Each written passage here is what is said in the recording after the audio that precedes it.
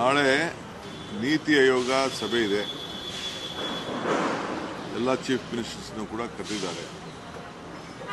So ನಾನು ಮೊದಲನೇ ಬಾರಿಗೆ ನೀತಿ ಆಯೋಗದ ಸಭೆಗೆ ಬಂದಿದ್ದೀನಿ.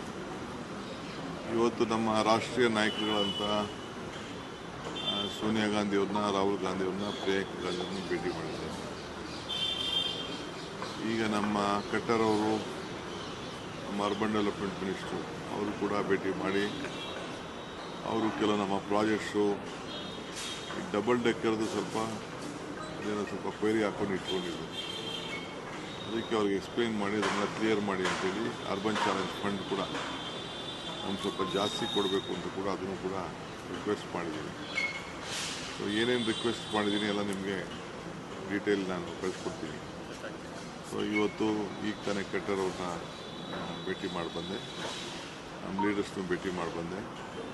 ಈಗ ಸಾಯಂಕಾಲ ನಮ್ಮ ರಾಜ್ಯದಲ್ಲಿರೋಂಥ ರಾಜ್ಯದವರು ಇಲ್ಲಿ ಯಾರು ಡೈಲಿ ಕೆಲಸ ಮಾಡ್ತಾಯಿದ್ದಾರೆ ಅವರಿಗೆ ಅನೇಕ ಸಲಹೆಗಳನ್ನು ಕೇಳೋದಿದೆ. ಏಕೆಂದರೆ ನಾವು ಯಾವ ರೀತಿ ನಮ್ಮ ರಾಜ್ಯ ಹಿತಕ್ಕೆ ಅವನ್ನೆಲ್ಲ ನಾವು ಉಪಯೋಗಿಸ್ಕೊಳ್ಬೇಕು, ಅವ್ರ ಮಾರ್ಗದರ್ಶನ ಬೇಕು ಅಂತೇಳಿ. ಯಾಕೆ ನನಗೆ ಕೆಲವು ಹಿಂದೆ ನಮ್ಮಲ್ಲಿ ಪದ್ಧತಿ ಅಂತ ಏನು ನನಗೆ ಸಮಾಧಾನ ಆಗ್ತಿರಲಿಲ್ಲ. ಬೇರೆ ಬೇರೆ ಸ್ಟೇಟವರು ನಮ್ಮ ಸ್ಟೇಟವರು ಭಾಳ ಯುಟಿಲೈಸ್ ಮಾಡ್ಕೊಳ್ತಾ ಇದ್ದಾರೆ ಸೆಂಟ್ರಲ್ ಗೌರ್ಮೆಂಟ್ನ. ಸೊ ನಮ್ಮ ಪ್ರಾಜೆಕ್ಟ್ಸ್ನ ಎಷ್ಟು ಪ್ರಾಜೆಕ್ಟ್ಸ್ನ ಯಾವ ಪ್ರಾಜೆಕ್ಟ್ಸ್ಗೆ ನಾವು ಪ್ರಿಫರೆನ್ಸ್ ಕೊಡಬೇಕಾಗ್ತದೆ ಅನ್ನೋದು ಕೂಡ ನಾನು ಚರ್ಚೆ ಮಾಡಬೇಕಾಗ್ತದೆ. ಸೊ ಅದಕ್ಕೆ ಅವ್ರನ್ನೆಲ್ಲ ಆಹ್ವಾನಿಸಿದ್ದೀನಿ. ಅದಾದಮೇಲೆ ಮುಂದಕ್ಕೆ ಇನ್ನೊಂದು ಸಭೆ ಕರೀತೀನಿ ನಾನು.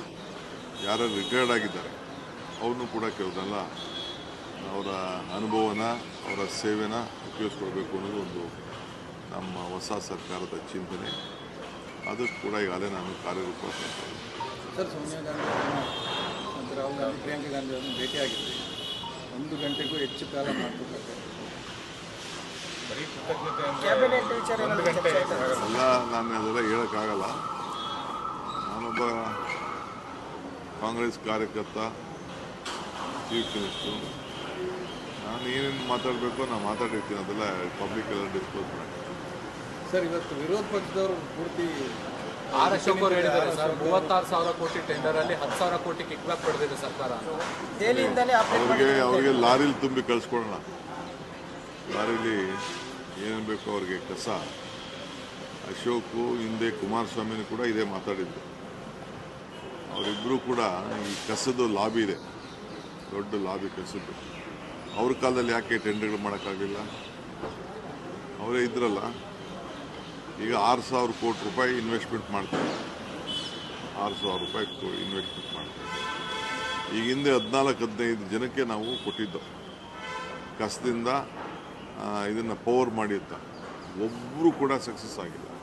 ಒಬ್ಬರು ಎಲ್ಲ ಕ್ಯಾನ್ಸಲ್ ಆಗೋಯ್ತು. ಎಲ್ಲ ಅಂಗಡಿ ಮುಚ್ಕೊಂಡು ಹೊರಟೋದ್ರು. ಬರೀ KPC ಎಲ್ಲಿ ಮಾತ್ರ ಒಂದು ಬಿಡದಿಲ್ಲಿ ನಡೀತಾ ಇದೆ. ಅವ್ರ ಗೌರ್ಮೆಂಟ್ ಇತ್ತಲ್ಲ. ಈಗ ನಾನು ಈ ಡಿಸಿಷನ್ ತೊಗೋಬೇಕಾದ್ರೆ ಡೆಲ್ಲಿಲಿ ಬಂದು ನೋಡಿದ್ದೀನಿ, ಹೈದ್ರಾಬಾದ್ನಲ್ಲಿ ಬಂದು ನೋಡಿದ್ದೀನಿ, ಚೆನ್ನೈಲಿ ಹೋಗಿ ನೋಡಿದ್ದೀನಿ, ಬೇರೆ ಬೇರೆ ಕಡೆ ಎಲ್ಲ ನೋಡಿದ್ದೀನಿ. ಇವತ್ತು 6,000 ಕೋಟಿ ರೂಪಾಯಿ ಅವ್ರು ಇನ್ವೆಸ್ಟ್ಮೆಂಟ್ ಮಾಡ್ತಾರೆ. ನಮಗೆಲ್ಲೂ ಜಾಗನೇ ಸಿಗಲಿಲ್ಲ.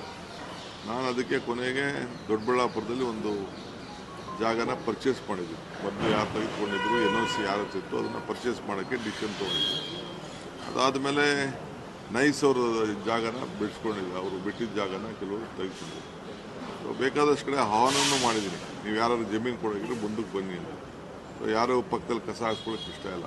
ನಮ್ಮ MLAಗಳೇ 800 ಕೋಟಿ ರೂಪಾಯಿಯಷ್ಟು MLAಗಳ ಒತ್ತಡದ ಮೇಲೆ ನಾವು ಅವ್ರಿಗೆ ಈ ರೋಡು ಡೆವಲಪ್ಮೆಂಟ್ಗೆ, ಆ ಡೆವಲಪ್ಮೆಂಟ್ಗಿಂತ ಕ್ಷೇತ್ರಗಳಲ್ಲಿ ಕೊಡ್ತಾಯಿದ್ದೀವಿ.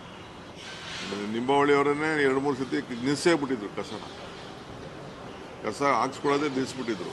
ಎಲ್ಲಿ ಹಾಕ್ಸ್ಕೊಳ್ತಾರೆ? ನಮ್ಮ ಕ್ಷೇತ್ರದಲ್ಲಿ ಹಾಕ್ತೀರಾ, ಹೊರಗಡೆ ಅವ್ರು ಹಾಕಿ ಅಂತ. ಸೊ ಕಸ ಬರ್ನ್ ಮಾಡಬೇಕು, ಕಸದಿಂದ ಗ್ಯಾಸ್ ಆಗಬೇಕು, ಕಸದಿಂದ ಕರೆಂಟ್ ಆಗಬೇಕು. ಸೊ ಇವರು ಇವತ್ತೇನು ಈ ಅಶೋಕ್ ಮಾತಾಡ್ತಾ ಇದ್ದಾರಲ್ಲ, ಇವರೆಲ್ಲ ಆ ಗ್ಯಾಂಗ್ ಇದೆಯಲ್ಲ, ಆ ಗ್ಯಾಂಗ್ನ ಏಜೆಂಟಾಗಿ ಇವತ್ತು ಮಾತಾಡ್ತಾ ಇದ್ದಾರೆ. ನಾನೇ ಅವ್ರಿಗೆ ಇದನ್ನೆಲ್ಲ ಕೂತ್ಕೊಂಡು ಅವ್ರ ಹತ್ರನೇ ಚರ್ಚೆ ಮಾಡಿದ್ದೀನಿ. ಈ ಮಾಫಿಯಾನ ಕಂಟ್ರೋಲ್ ಮಾಡಿ. ಇದೊಂದು ಮಾಫಿಯಾ, ಕಸದೊಂದು ಮಾಫಿಯಾ. ಆ ಮಾಫಿಯಾಗೆ ಅಶೋಕ್ ಅವರು ಸ್ಪೋಕ್ಸ್ಮನ್ ಆಗೋದು ನನಗೆ ಭಾಳ ಆಶ್ಚರ್ಯ ಆಯಿತು. ಅಲ್ಲ Yes, become, huh? ದೊಡ್ಡ ಮಟ್ಟದಲ್ಲಿ ಆರೋಪ ಮಾಡಿದ್ರು. ಈಗ ಆಯ್ತು, ಎಲ್ರಿ 36,000 ಕೋಟಿ, ಎಲ್ಲಿ 36,000 ಕೋಟಿ ಆಯ್ತು. ಅವ್ರು ಯಾವ್ದು ಬೇಕಾದ್ರೂ ತನಿಖೆ ಮಾಡಿ ಏನು ಬೇಕಾದ್ರೂ ಮಾಡಲಿ, ಎಲ್ಲಿ ಬೇಕಾದ್ರೂ ರಿಪೋರ್ಟ್ ಕೊಡಲಿ, ಯಾವ್ದಾದ್ರು ದೊಡ್ಡ ಏಜೆನ್ಸಿ ತಂದು ಮಾಡಲಿ. 36,000 ಬೇಡ, ಬರೀ 10 ಕೋಟಿ ರೂಪಾಯಿಂದ ಏನಾದ್ರು ಮಿಸ್ಯೂಸ್ ಆಗಿತ್ತು ಅಂದ್ರೂ ತನಿಖೆ ಮಾಡಿಸಿ. I am ready. ಗವರ್ನರ್ ಭೇಟಿ ಆಗಿದ್ದಾರೆ. ಅವ್ರಿಗೆ ಏನಪ್ಪ ಅಂದರೆ ನಾನು ಚೀಫ್ ಮಿನಿಸ್ಟರ್ ಆಗಿದ್ದು ಪಾಪ ಅವ್ರ ಕೈಲಿ ತಡ್ಕೊಳಕ್ಕಾಗ್ತಾ ಇಲ್ಲ. ಅವ್ರ ಪಾರ್ಟಿ ನನಗೆ ಏನೇನು ಆಗ್ತಾಯಿದೆ, ಅವ್ರ ಪಾರ್ಟಿಲಿ ಏನಾಗ್ತಾ ಇದೆ, ಬೇರೆ ಪಾರ್ಟಿಗಳಲ್ಲಿ ಏನಾಗ್ತಿದೆ ಅಂತ ನನಗೆಲ್ಲ ಗೊತ್ತಿದೆ. ಪಾಪ ಅವ್ರಿಗೆ ಏನೇನು ಒತ್ತಡ ಇದೆಯೋ ಮಾತಾಡಿಸ್ತಾ ಇದ್ದಾರೆ, ಮಾತಾಡಿಸ್ಲಿ, ಏನು ತೊಂದರೆ ಇಲ್ಲ. ಅವರೇ ನನಗೆ ಅವರೆಲ್ಲ MLAs ಹೇಳಿದ್ದಾರೆ, ಟೆಂಡರ್ನ 10-12 ವರ್ಷದಿಂದ ಟೆಂಡರ್ ಕರೆಯಕ್ಕೆ ಬಿಡಲಿಲ್ಲ, ಕಸ ಇದನ್ನು ಮಾಡೋದನ್ನ ಟೆಂಡರ್ ಕರೆಯೋಕ್ಕೆ ಬಿಡಲಿಲ್ಲ. ಬರೀ ಕೋರ್ಟ್ಗೆ ಹೋಗಿ ಕೋರ್ಟ್ ಅಲ್ಟಿಮೇಟ್ಲಿ ನೀವು ಸರ್ಕಾರ ಮಾಡ್ತಾ ಇರೋದು ಡಿಸಿಷನ್ ಕರೆಕ್ಟು ಅಂತ ತೀರ್ಮಾನ ಮಾಡಿದ್ರು. ಈಗೂ ಕೂಡ ತೀರ್ಮಾನ ಆಗಿದ್ರೂ ಕೂಡ ನನ್ನ ಗೌರ್ಮೆಂಟ್ ಇದನ್ನು ಸಿದ್ದರಾಮಯ್ಯ ಗೌರ್ಮೆಂಟಲ್ಲಿ ನಾನು ಮತ್ತೆ ಒಂದು ಕಮಿಟಿ ಫಾರ್ಮೇಷನ್ ಮಾಡಿಸಿ ತಿರ್ಗಾ ಎನ್ಕ್ವೈರಿ ಮಾಡಿ ಅಂತ ಹೇಳಿ. ಅದರಿಂದ ಅವರು ಮಾಡ್ತಾ ಇರೋದು ರಾಜಕೀಯ ಅಸೂಯೆ. ಅವ್ರ ಕೈಲಿ ತಡ್ಕೊಳಕ್ಕೆ ಆಗ್ತಾಯಿಲ್ಲ. ನಮ್ಮ ಸ್ಟೈಲ್ ಆಫ್ ಫಂಕ್ಷನಿಂಗ್ನ ಅವ್ರ ಕೈಲಿ, ನಮ್ಮ ಟ್ರಾನ್ಸ್ಪರೆನ್ಸಿನ ನೋಡಿಕೊಂಡು ಅವ್ರ ಕೈಲಿ ಡೈಜೆಸ್ಟ್ ಮಾಡ್ಕೊಳ್ಳೋಕೆ ಆಗ್ತಾಯಿಲ್ಲ. ಸರ್, ಗೃಹಲಕ್ಷ್ಮಿ ಯೋಜನೆದು ಭಾಳ ಚರ್ಚೆ ಆಗ್ತಾ ಇದೆ ಸರ್. ಮತ್ತೆ ಬೆಂಗಳೂರು ತಕ್ಷಣ ಒಂದರಲ್ಲೇ 12,000 ಜನ ಗೃಹಲಕ್ಷ್ಮಿ. ಐ ಡೋಂಟ್ ನೋ, ಅದೆಲ್ಲ ನನಗೆ ಗೊತ್ತಿಲ್ಲ. ಗೃಹಲಕ್ಷ್ಮಿದು ಏನಾಗಿದೆ ಅಂತಂದರೆ, ಕೆಲವರೆಲ್ಲ ಸತ್ತೋಗಿದ್ದವರೆಲ್ಲ ಅವರು ಬೇರೆಯವ್ರು ತೆಗೆದುಕೊಳ್ತಾ ಇದ್ದಾರೆ. ಆಮೇಲೆ ಬೇರೆ ಫೋನ್ ನಂಬರ್ಸ್ ಕೊಟ್ಟಿದ್ದಾರೆ. ನಾವು ಬಾಗಲಕೋಟು ಇದರಲ್ಲೆಲ್ಲ ಚೆಕ್ ಮಾಡಿದ್ದೀವಿ, ಬೇರೆ ಚೆಕ್ ಮಾಡಿದ್ವಿ. ಯಾರ್ದೋ ನಂಬರ್ಗೆ ಯಾರ್ದೋ ಇದಾಗ್ತಾ ಇದೆ. ನಾವು ರೀಚೆಕ್ ಮಾಡ್ತಾಯಿದ್ವಿ, ಅವ್ರು ಏನು ಯೂಸ್ ಮಾಡ್ತಾಯಿದ್ದಾರೆ, ಕರೆಕ್ಟಾಗಿ ಆಗ್ತಾ ಇದೆಯಾ, ಏನು ಎತ್ತ, ಅದನ್ನೆಲ್ಲ ನಾವು ನೋಡ್ತಾ ಇದ್ವಿ. ನೋಡಿದಾಗ ನಮಗೆ ಬೇಕಾದಷ್ಟು ಇದು ಬಂತು. ಅದಕ್ಕೆ ಹೊಸದಾಗೆ ಅವರು ಐಡೆಂಟಿಫೈ ಮಾಡ್ಕೊಳ್ಳಿ, ಆ ಮನೆ ಯಜಮಾನಿರ ಏನು ಎತ್ತ, ಅವ್ರಿಗೆ ತಲುಪ್ತಾ ಇದೆಯಾ, ಕರೆಕ್ಟಾಗಿ ಏನು ಅವ್ರ ಅಕೌಂಟಾ ಅನ್ನೋದೆಲ್ಲ ನಾವು ಸ್ವಲ್ಪ ಕರೆಕ್ಟಾಗಿ ನೋಡಬೇಕಲ್ಲ. ಸೊ ಅದಕ್ಕೆ ನಾವು ರೀಚೆಕ್ ಮಾಡ್ತಾಯಿದ್ವಿ ಅಷ್ಟು ಬಿಟ್ಟರೆ ಬೇರೆ ಏನು ನಾವು ಕಟ್ ಮಾಡಬೇಕು ಅಂತ, ಯಾರಿಗೂ ಕಟ್ ಮಾಡಬೇಕು ಅಂತ, ಯಾರಿಗೆ ಸಿಗಬೇಕೋ ಅವ್ರಿಗೆ ಸಿಕ್ಕಲಿ, ಏನು ತೊಂದರೆ ಇಲ್ಲ. ಯಾರಿಗೂ ಕಟ್ ಮಾಡೋಕ್ಕೆ ನಮಗೇನು ಇಂಟ್ರೆಸ್ಟ್ ಇಲ್ಲ. ನಾವು ಅವ್ರ ದಾಖಲೆ ಆವತ್ತಿನ ಕಾಲದಲ್ಲಿ ಎಮರ್ಜೆನ್ಸಿ ಕೆಲವರೆಲ್ಲ ತಂದು ಯಾರ್ದಾದ್ರೂ ನಂಬರ್ ಕೊಟ್ಬಿಟ್ಟಿದ್ದಾರೆ. ಜಿನೈನ್ ಪೀಪಲ್ಗೆ ಹೋಗಬೇಕು, ಅಷ್ಟೇ ನಮ್ಗೆ ಬೇಕಾಗಿದೆ. ಪರಿಷ್ಕರಣೆ ಬಗ್ಗೆ ಬಹಳ ಚರ್ಚೆ ಆಗ್ತಿದೆ ಸರ್. ಗ್ಯಾರಂಟಿಗಳ ಪರಿಷ್ಕರಣೆ, ಸಾಕಷ್ಟು ಜನ ಶಾಸಕರು ಕೂಡ ಈಗ ಕೆಲವು ಪವರ್ ಏನಾಗಿದೆ ಗೊತ್ತಾ, ತೊಗೋತಾ ಇದ್ದಾರೆ 200 ಯೂನಿಟು ಅಂತ ತೊಗೋತಾ ಇದ್ದಾರೆ. ಅಂಗಡಿ ಕಿಟ್ಕೊಂಡವ್ರೆ, ಅಂಗಡಿಗೂ ಮನೆ ಕರೆಂಟ್ ತೊಗೊಂಡವ್ರೆ. ಮೇಲೆ ಅಂಗಡಿ ಮನೆ ಇದೆ, ಕೆಳಗಡೆ ಅಂಗಡಿ ಇದೆ. ಅಂಗಡಿಗೆ ಸಪ್ರೇಟಾಗಿ ತೊಗೊಳ್ಳಿ, ವಾಸಕ್ಕೆ ಇಟ್ಕೊಳ್ಳಿ, ಏನು ತೊಂದರೆ ಇಲ್ಲ. ರೆಸಿಡೆನ್ಷಿಯಲ್ಗೆ ಇಟ್ಕೊಳ್ಳಿ, ಕಮರ್ಷಿಯಲ್ ಒಬ್ಬೊಬ್ರಿಗೆ 6 ಹೆಸರಲ್ಲಿ 6 ಮೀಟ್ರ್ ಇದೆ. ಯಾವನ್ ಬಾಡಿಗೆ ಇದ್ದಾನೆ ಅವನ ಮನೆ ಇರಲಿ. ಬಾಡಿಗೆ ಮನೆ ಇದ್ದೀನಿ ಅಂತಂದರೆ ಒಂದು ಅಫಿಡವಿಟ್ ಕೊಡಲಿ, ನಾನು ಬಾಡಿಗೆ ಮನೇಲಿ ಇದ್ದೀನಿ ಅಂತಂದು. ಆ ರೀತಿ ಕರ್ನಾಟಕ ರಾಜ್ಯದವ್ರಿಗೆ ನಾವು ಇದನ್ನು ಮಾಡೋದು, ಕರ್ನಾಟಕ ರಾಜ್ಯದ ಮತದಾರರಿಗೆ ಕೊಡಬೇಕು ಅಂತ ನಾವು ಮಾಡ್ಬೋದು. ಸರ್, ನೀತಿ ಆಯೋಗದ್ದು ಕಳೆದ ಬಾರಿ ವಿವಾದಕ್ಕೆ ಅಂದ್ರೆ ಒಂದು ರೀತಿ ನೋಡೋಣ, ಅದನ್ನಾಯ್ತು. ಅದಕ್ಕೆ ನಾವು ಪಾರ್ಟಿಸಿಪೇಟ್ ಮಾಡ್ತಾ ಇದ್ದೀವಿ. ಪ್ರೈಮ್ ಮಿನಿಸ್ಟರ್ ಕೂಡ ಫಸ್ಟ್ ನಾನು ಅಧಿಕಾರ ತೆಗೆದುಕೊಂಡ ದಿನಾನೇ ಅವರು ಕೂಡ ಟ್ವೀಟ್ ಮಾಡಿ ನನಗೆಲ್ಲ ಥರದ ಸಹಕಾರ ಕೊಡ್ತೀನಿ ಅಂತ ಅವರು ಕೂಡ ಹೇಳಿದ್ದಾರೆ. ನೋಡೋಣ, ವಿಲ್ ವರ್ಕ್ ಟುಗೆದರ್. ಪ್ರತ್ಯೇಕವಾಗಿ PM ನ ಭೇಟಿಗೆ ಏನಾದ್ರು ಆಗ್ತೀರಾ ಸರ್? ಕೇಳಿದ್ದೀನಿ, ಎಲ್ಲ ಮಿನಿಸ್ಟರ್ಸು ಕೇಳಿದ್ದೀನಿ. ಒಂದು ಭಾಳ ಸೀನಿಯರ್ ಮಿನಿಸ್ಟರ್ಸ್ಗೆಲ್ಲ ಕೇಳಿದ್ದೀನಿ. ಯಾರೆಲ್ಲ ಟೈಮ್ ಕೊಡ್ತಾರೆ ಅವ್ರು ಭೇಟಿ. PM ಗೂ ಕೇಳಿದ್ದೀನಿ, PM ನಾಳೆ ಟೈಮ್ ಕೊಟ್ಟಿದ್ದಾರೆ. ಸಚಿವ ಸಂಪುಟ ವಿಸ್ತರಣೆ ತಿಳಿಸ್ತೀರಿ, ನಿಮಗೆ ತಿಳಿಸ್ತೀವಿ. ಸಚಿವ ಸಂಪುಟ ವಿಸ್ತರಣೆ ಬಗ್ಗೆ ಈ ಹಂತದಲ್ಲಿ ಈಗ ಯಾವುದೂ ಚರ್ಚೆ ಇಲ್ಲ. ಸುಮಾರು 1 ತಾಸು ಚರ್ಚೆ ಮಾಡಿದ್ರು ಆ ಸಂದರ್ಭದಲ್ಲಿ.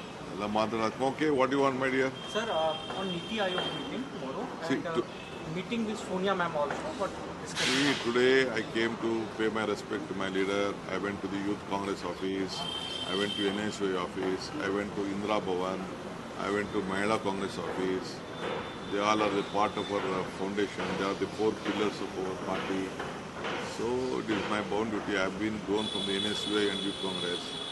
So I have gone there, I paid my respect and I met my leader, Sonia Gandhi, Rahul Gandhi and Priyanka Gandhi. And I just came. And today I had a meeting with Qatar Sahab also. Lot of projects connected to Bangalore and other urban challenge fund. I have just represented there. After that, then we have come out with a lot of issues which have been long pending in the central government. This is what I have done. Tomorrow there is Niti Ayog meeting. Niti What's Ayog, our yes, expectation? I am coming there. I'll present my case there.